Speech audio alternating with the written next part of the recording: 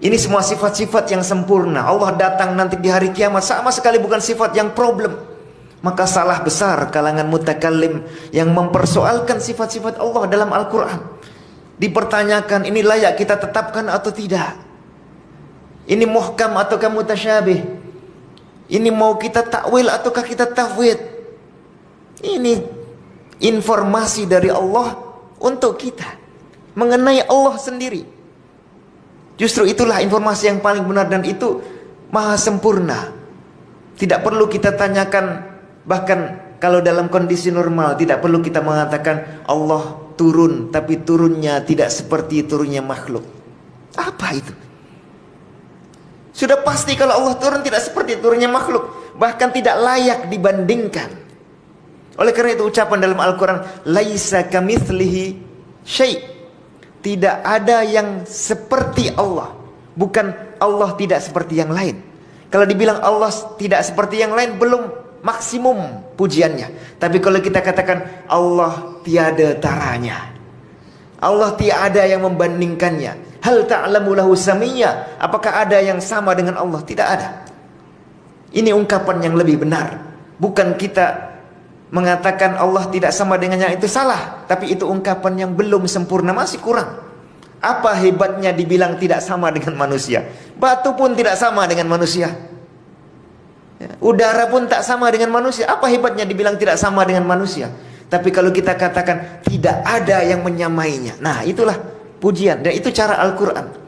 Al-Quran mengatakan dalam surah Al-Ikhlas, kita semua hafal, walam yakun lahu kufuwan ahad atau kufuan ahad, dan tidak ada yang setara dengan Allah. Itulah cara pujian.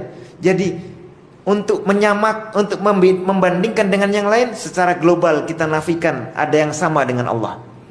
Tidak perlu dikatakan Allah ini tidak sama dengan manusia, tidak sama dengan hewan, tidak sama dengan botol, tidak sama dengan batu, tidak sama. Itu bukan memuji. Kalau kita datang ke Tuan Raja mengatakan, wahai Raja, Anda ini tidak tuli, tidak bisu, tidak cacat, tidak malas. Itu pujian atau bukan? Bukan. Tapi kalau kita katakan, di kampung ini tidak ada yang seperti Tuhan. Nah, inilah pujian. Jadi diglobalkan untuk menafikan persamaan itu.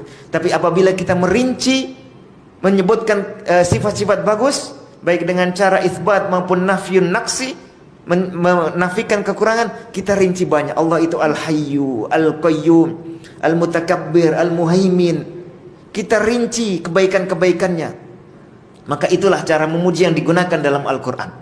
Nah, itu jawaban sedikit saya tambahin ya. Jadi kata harokah itu digunakan oleh sebagian ulama ahlu sunnah, tetapi yang sabit dalam Quran dan sunnah adalah lafaz fi'al dan lafaz-lafaz lain seperti yaji'u, ya'ti, ataupun ja'a, ataupun yanzil, dan itu semua adalah sifat sempurna. Semua yang disebutkan Allah dalam Al-Quran adalah sifat yang sempurna, termasuk sifat yang belakangan hari dipersoalkan orang. Misalnya sifat wajah, sangat sempurna. Wa yabqa wajhu rabbika dzul jalali wal ikram. Maka kekallah wajah Allah yang penuh dengan keagungan dan penuh dengan kemuliaan. Coba tanya, siapa manusia atau makhluk ini yang wajahnya kekal? Tidak ada. Jadi apabila kita menetapkan Allah punya wajah yang kekal, sama sekali tidak ada yang menyerupainya. Justru ketika kita mengatakan bal yadahu mabsuutatan yunfiqu kaifa yasha, siapa manusia yang bisa berinfak kapan saja? Tidak ada. Lalu dikatakan wal ardu jami'an qabdatuhu yaumal qiyamah was samawati matwiyatum biyaminih. Siapa manusia yang dengan tangannya bisa menggenggam langit dan bumi? Tidak ada. Ar-Rahmanu 'alal 'arsy istawa, yang bersemayam di atas arsy, dan arsy itu makhluk yang tertinggi. Siapa manusia yang bisa bersemayam di atas makhluk tertinggi? Tidak ada. Itu semua sifat-sifat sempurna, tidak layak bahkan untuk dipertanyakan. Sehingga sangat layak untuk kita tadabburi ya. Oleh karena itu generasi pertama umat Islam sama sekali tidak mempersoalkan ini. Sebelum masuknya pemikiran-pemikiran yang aneh, yang mempersoalkan Tuhan berbuat, mempersoalkan Tuhan datang, mempersoalkan Tuhan punya wajah. Dalam hadis dikatakan hijabuhun nur lau kasyafa la ahraqat subuhat wajhihi mantaha ilaihil basaru min khalqi. Wajah Allah itu luar biasa bercahaya, yang kalau dibuka hijabnya akan membakar semua yang Allah lihat dan Allah pandang. Nah, Allah memandang tidak ada batasannya. Luar biasa, tidak ada wajah manusia seperti ini.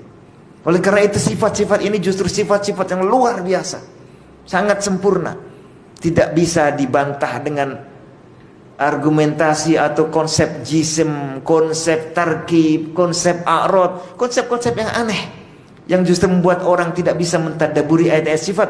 Bahkan dia menjadi hati-hati, menjadi waspada.